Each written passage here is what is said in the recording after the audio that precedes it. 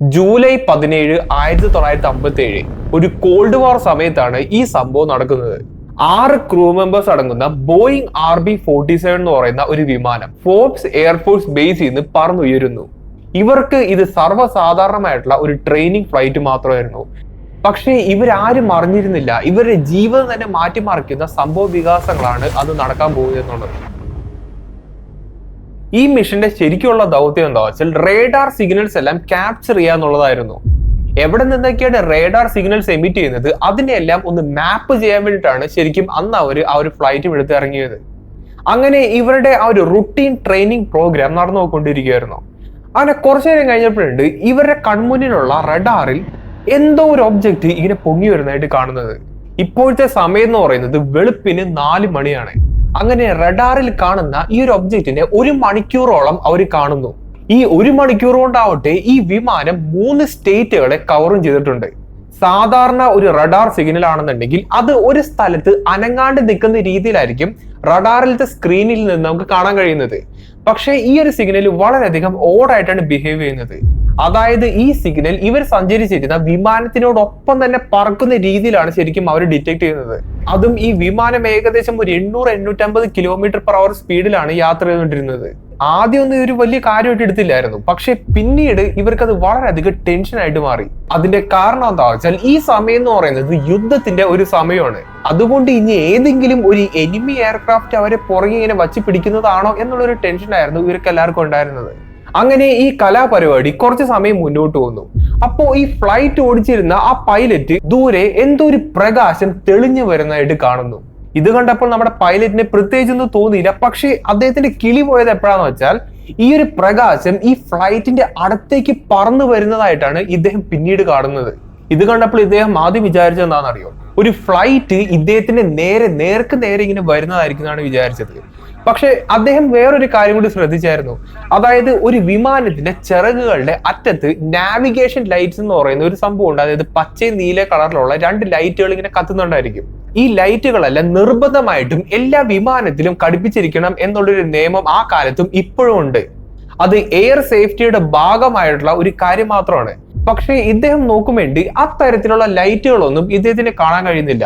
ആകെ ഒരൊറ്റ ലൈറ്റ് മാത്രമാണ് ഇദ്ദേഹത്തിന് കാണാൻ കഴിയുന്നത്. അതും ഈ ലൈറ്റ് ഇദ്ദേഹത്തിന്റെ അടുത്തേക്ക് വളരെയധികം വേഗത്തിൽ ഇങ്ങനെ അപ്രോച്ച് ചെയ്യുന്നതായിട്ടാണ് ഇദ്ദേഹം കാണുന്നത്. അതുകൊണ്ട് തന്നെ ഇദ്ദേഹം ഉറപ്പിച്ചു ഇത് ഏതോ ഒരു എനിമി എയർക്രാഫ്റ്റ് ആണ്, ഈ എയർക്രാഫ്റ്റുമായിട്ട് നമ്മുടെ ഈ ഒരു വിമാനം കൂട്ടിയിടിക്കാൻ പോവുകയാണ് എന്ന് ഇദ്ദേഹം ഉറപ്പിച്ചു.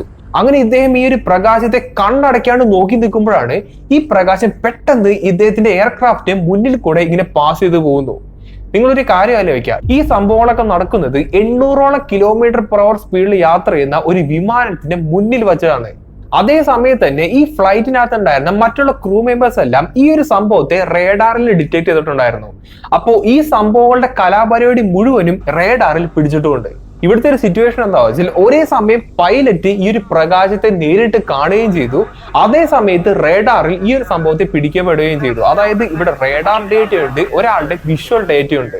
ഇവിടെ ഈ പൈലറ്റും ക്രൂ മെമ്പേഴ്സ് എന്ന് പറയുന്നത് വെൽ ട്രെയിൻഡ് ആയിട്ടുള്ള നേവൽ ഓഫീസേഴ്സ് ആണെന്നുള്ള ഒരു കാര്യം നിങ്ങൾ ഒരിക്കലും മറക്കരുത്. ഇത്തരം വെൽ ട്രെയിൻഡ് വെൽ ഡിസിപ്ലിൻഡ് ആയിട്ടുള്ള ആൾക്കാരുടെ കയ്യിൽ നിന്നാണ് നമുക്ക് ഇതേപോലുള്ള കഥകളൊക്കെ കിട്ടുന്നത്. ഇവിടെ പൈലറ്റിന്റെ മുമ്പിൽ വെച്ച് ഈ ഒരു പ്രകാശം ഇങ്ങനെ പാസ് ചെയ്ത് പോയപ്പോ തന്നെ റഡാറിലും ആ ഒരു ഒബ്ജക്റ്റിനെ കാണാണ്ടായി. അങ്ങനെ എന്താണ് ഇവിടെ സംഭവിച്ചതെന്ന് ഇവർ ആലോചിച്ചുകൊണ്ടിരിക്കുമ്പോഴാണ് വീണ്ടും റഡാറിൽ ഈ ഒരു സംഭവത്തെ ഡിറ്റക്ട് ചെയ്യുന്നത്. രണ്ടാമതും ഈ ഒരു സംഭവത്തെ റഡാറിൽ പിടിച്ചപ്പോൾ അത് എന്താണെന്ന് അറിയാൻ വേണ്ടിയിട്ട് ഇവർക്ക് എല്ലാവർക്കും ഒരു കൗതുകം തോന്നി. അങ്ങനെ ഈ ഒരു ഒബ്ജക്റ്റിൽ നിന്ന് എമിറ്റ് ചെയ്യുന്ന അതേ ഫ്രീക്വൻസി തന്നെ നമ്മുടെ ഫ്ലൈറ്റിനകത്തുള്ള റഡാറും എമിറ്റ് ചെയ്യാൻ തുടങ്ങി. അതിന്റെ മീനിങ് എന്താ വെച്ചാൽ ഈ ഫ്ലൈറ്റ് ഈ ഒരു ഒബ്ജക്റ്റിനെ ട്രാക്ക് ചെയ്യാൻ തുടങ്ങി എന്നുള്ളതാണ്. വീണ്ടും നേരത്തെ പോലെ തന്നെ ഈ ഒരു ഒബ്ജക്റ്റ് ഇവരെ ഫോളോ ചെയ്യുന്ന രീതിയിലാണ് ഇപ്പോഴും വന്നുകൊണ്ടിരിക്കുന്നത്. രണ്ടാമതും ഇവർക്ക് ഈ ഒരു സംഭവത്തെ കിട്ടിയത് കൊണ്ടും ഈ ഒരു സംഭവം ഈ ഫ്ലൈറ്റിനെ ഫോളോ ചെയ്യുന്നത് കൊണ്ടും ഇവർക്കൊരു കാര്യം ഉറപ്പായി, എന്തോ ഒരു ഒബ്ജക്റ്റ് ഇവരെ ഫോളോ ചെയ്യുന്നുണ്ട്. അത് എന്താണെന്നുള്ളത് ഇവർക്ക് ആർക്കും ഒരു ഐഡിയ ഇല്ല. ഇതിപ്പോ ഒരു തോന്നലാണോ എന്നുള്ളൊരു ചോദ്യം ചോദിച്ചു കഴിഞ്ഞാൽ ഇവിടുത്തെ പൈലറ്റ് ആ ഒരു സംഭവത്തെ നേരിട്ട് കണ്ടതും കൂടിയാണ്. അങ്ങനെ കുറച്ച് സമയം മുന്നോട്ട് പോയപ്പോൾ ഈ വിമാനം ടെക്സസിലെ എയർ സ്പേസിലേക്ക് എത്തുന്നു. എന്നിട്ട് ഉടൻ തന്നെ അവിടുത്തെ എയർ ഡിഫൻസുമായിട്ട് ഈ ഒരു വിമാനം കോണ്ടാക്ട് ചെയ്യുന്നു. ഇത് കേട്ട ഉടനെ തന്നെ എയർ ഡിഫൻസ് സ്കൈ മുഴുവൻ സ്കാൻ ചെയ്യാൻ തുടങ്ങി. അത് സ്കാൻ ചെയ്ത അപ്പൊ തന്നെ ഇവർക്ക് ആ ഒരു ഒബ്ജക്റ്റിനെ ട്രാക്ക് ചെയ്യാനും സാധിച്ചു. അതിലൂടെ എയർ ഡിഫൻസിലുള്ള ആൾക്കാർക്ക് ഒരു കാര്യം മനസ്സിലാവുന്നു, ഈ വിമാനത്തിനോടൊപ്പം തന്നെ എന്തോ ഒരു ഒബ്ജക്റ്റ് പറക്കുന്നുണ്ടെന്നുള്ളത്. അത് എന്താണെന്നുള്ളത് ഇവർക്ക് ആർക്കും ഇതുവരെ മനസ്സിലാക്കാനും പറ്റുന്നില്ല. ഇവിടെ രണ്ടാമത് എയർ ഡിഫൻസിന്റെ ഭാഗത്ത് നിന്ന് ഒരു കൺഫർമേഷൻ കിട്ടിയത് കൊണ്ട് തന്നെ ഇത് വളരെയധികം സീരിയസ് ആയി. അതുമാത്രമല്ല, ഇത് കോൾഡ് വാറിന്റെ സമയം കൂടി ആയതുകൊണ്ട് തന്നെ ഇവർ വളരെയധികം ഗൗരവമായിട്ട് ഈ ഒരു കാര്യം എടുത്തു. അപ്പോ ഇതെന്ത് ഒബ്ജക്റ്റ് ആയിരിക്കും എന്ന് ഇൻവെസ്റ്റിഗേറ്റ് ചെയ്യാൻ വേണ്ടിയിട്ട് ഒരു ഫൈറ്റർ ജെറ്റിനെ ആകാശത്തേക്ക് അയക്കുന്നു. ഞാനിപ്പോ പറഞ്ഞത് ഒരു എയർ ഡിഫൻസ് പ്രോട്ടോകോളിന്റെ ഭാഗമാണ്. അങ്ങനെ ഫൈറ്റർ ജെറ്റിന്റെ സഹായം ഉണ്ട് എന്ന് ഇവർക്ക് മനസ്സിലായതോടുകൂടി തന്നെ ഈ വിമാനത്തിലുള്ള ആൾക്കാർ ഈ എയർ ഡിഫൻസുമായിട്ട് കോണ്ടാക്ട് ചെയ്യുന്നു. ഞങ്ങൾ ഈ ഒരു ഒബ്ജക്റ്റിനെ ചേസ് ചെയ്ത് നോക്കിക്കോട്ടെ എന്നുള്ളൊരു ചോദ്യമാണ് അവർ ചോദിച്ചത്. അപ്പോൾ അതിനുള്ളൊരു കൺഫർമേഷൻ ഈ എയർ ഡിഫൻസിൽ നിന്ന് കിട്ടുന്നു. അതിനുശേഷം ഈ ഫ്ലൈറ്റ് നേരെ ഈ ഒരു ഒബ്ജക്റ്റിനെ നേരെ തിരിഞ്ഞ് ഈ ഒരു ഒബ്ജക്റ്റിന്റെ അടുത്തേക്ക് ആക്സലറേറ്റ് ചെയ്യാൻ തുടങ്ങി. അങ്ങനെ കുറച്ചു നേരം മുന്നോട്ട് പോവുകയും ഈ വിമാനം ഈ ഒരു ഒബ്ജക്റ്റിന്റെ തൊട്ടടുത്തേക്ക് എത്തുന്ന ഒരവസ്ഥ വരെ എത്തി. ആ സമയത്ത് ഈ ഒരു ഒബ്ജക്റ്റ് ഇതുവരെയായിട്ട് മനുഷ്യരാരും കാണാത്തത്ര വേഗതയിൽ പറന്ന് എങ്ങോട്ടോ പോകുന്ന ഒരു അവസ്ഥയാണ് ഉണ്ടായിരുന്നത്. അതേ സമയത്ത് തന്നെ റഡാറിലുള്ള സിഗ്നൽസ് കംപ്ലീറ്റ് ആയിട്ട് നഷ്ടപ്പെടുകയും ചെയ്തു. അങ്ങനെ കുറച്ച് സമയം മുന്നോട്ട് പോയപ്പോൾ ഈ ഒരു സംഭവത്തെ വീണ്ടും റഡാറിൽ പിക്ക് ചെയ്യുന്നു. അത് വീണ്ടും ഇങ്ങനെ മാഞ്ഞു പോകുന്നു, വീണ്ടും പിക്ക് ചെയ്യുന്നു, വീണ്ടും മാഞ്ഞു പോകുന്നു. ഇവിടെ എന്താണ് ശരിക്കും സംഭവിക്കുന്നതെന്ന് മനസ്സിലാക്കാൻ കഴിയാണ്ട് ഒരു കൂട്ടം ആൾക്കാർ അതിനെ തന്നെ ഇങ്ങനെ നോക്കിക്കൊണ്ടിരിക്കുകയാണ്. ഈ ഫ്ലൈറ്റിന്റെ ക്രൂഡ് ടെസ്റ്റിമണി അനുസരിച്ച് ഈ ഒരു ഒബ്ജക്റ്റ് ഈ ഫ്ലൈറ്റിലുള്ള ആൾക്കാരെ കളിപ്പിക്കുന്ന രീതിയിലാണ് ബിഹേവ് ചെയ്യുന്നത്. വളരെയധികം ബാലിശമായിട്ടുള്ള ഒരു ബിഹേവിയർ ആണ് ഇത്ര അധികം സെൻസിറ്റീവ് ആയിട്ടുള്ള ഒരു എയർ സ്പേസിൽ വെച്ചിട്ട് അവരിങ്ങനെ കളിച്ചുകൊണ്ടിരിക്കുന്നത്. വർഷം 1957 ആയതുകൊണ്ടും ഇത്ര അധികം എയറിലൂടെ യാത്ര ചെയ്യാൻ കഴിയുന്ന ഒരു സംഭവത്തെ നമ്മൾ ഇതുവരെ കണ്ടുപിടിച്ചിട്ടില്ല. അപ്പൊ ശരിക്കും എന്താണ് അവിടെ സംഭവിച്ചത്? അവരെന്താണ് ശരിക്കും ആ രാത്രി കണ്ടത്? നമുക്ക് അത് ചെറുതായിട്ട് ഒന്ന് ഇൻവെസ്റ്റിഗേറ്റ് ചെയ്ത് നോക്കാം. ഇത് വളരെയധികം സീരിയസ് ആയിട്ടുള്ള ഒരു സംഭവം ഇതുകൊണ്ട് തന്നെ ഒരുപാട് വർഷത്തേക്ക് ഈ ഒരു സംഭവത്തിന് ചുറ്റിപ്പറ്റിയിട്ടുള്ള ഇൻവെസ്റ്റിഗേഷനും കാര്യങ്ങളെല്ലാം നടന്നു പോയിട്ടുണ്ടായിരുന്നു. ഫിലിപ്സ് ജെ ക്ലാസ് എന്ന് പറയുന്ന ഒരു വ്യക്തി ഉണ്ടായിരുന്നു. അദ്ദേഹമാണ് ഒരു ഇമ്പോർട്ടന്റ് ആയിട്ടുള്ള തിയറി പുറത്തേക്ക് കൊണ്ടുവരുന്നത്.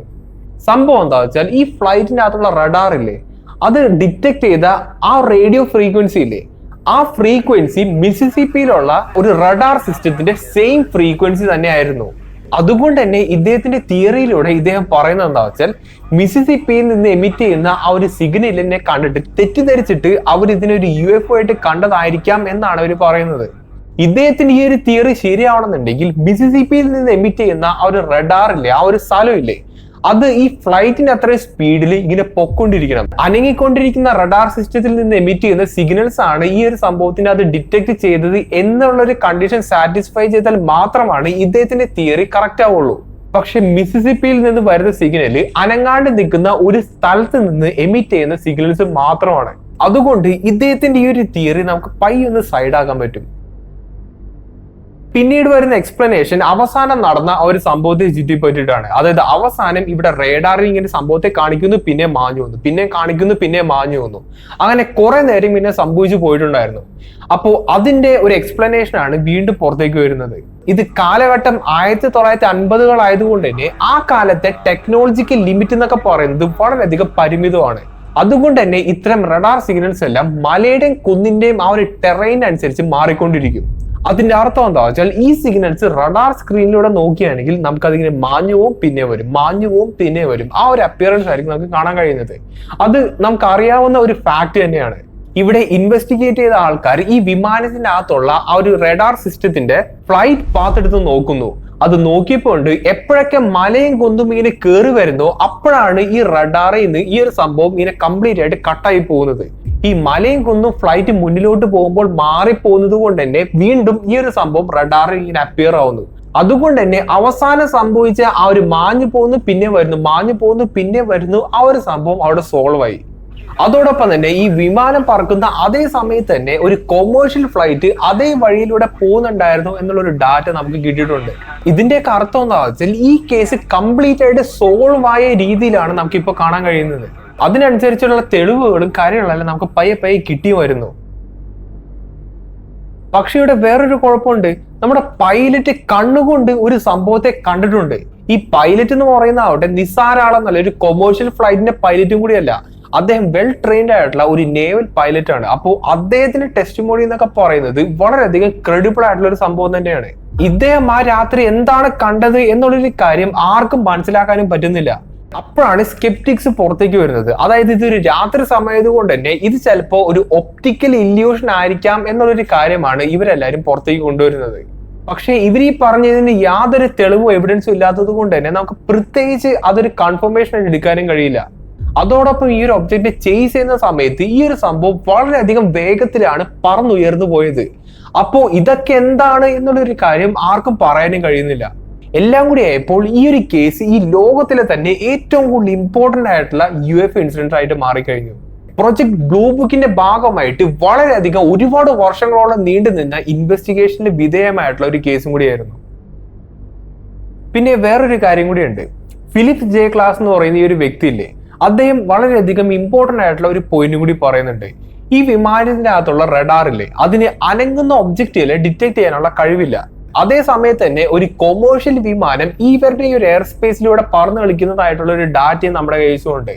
ഈ രണ്ട് കാര്യങ്ങൾ കൂടി ആലോചിച്ച് നോക്കുകയാണെങ്കിൽ ഇത് മിക്കവാറും ഒരു വിമാനത്തെ കണ്ടിട്ട് അത് തെറ്റിദ്ധരിച്ചതാവാനുള്ള സാധ്യതയുണ്ട്.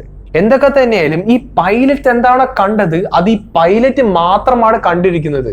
ചിലപ്പോ ഇതൊരു മിസ് ഐഡന്റിഫിക്കേഷൻ മാത്രമായിരിക്കാം, അല്ലെങ്കിൽ നമുക്ക് ഇതുവരെ മനസ്സിലാക്കാൻ കഴിയാത്ത എന്തെങ്കിലും ഒരു ഫിനോമിനൻ ആയിരിക്കാം, അല്ലെങ്കിൽ ഈ പറയുന്ന പോലെ ഒരു പറക്കുംതളിയോ അല്ലെങ്കിൽ ഒരു UFO ആയിരിക്കാം. ഒന്നും തന്നെ നമുക്ക് പറയാൻ പറ്റില്ല. ഇതൊക്കെ കേട്ടിട്ട് നിങ്ങൾക്ക് എന്താണ് തോന്നുന്നത്? അതൊന്ന് കമന്റ് ചെയ്ത് അറിയിക്കാൻ ശ്രമിക്കാം. അപ്പോൾ നല്ലൊരു ടോപ്പിക്കായിട്ട് ഇനി അടുത്ത വീഡിയോ കാണാം.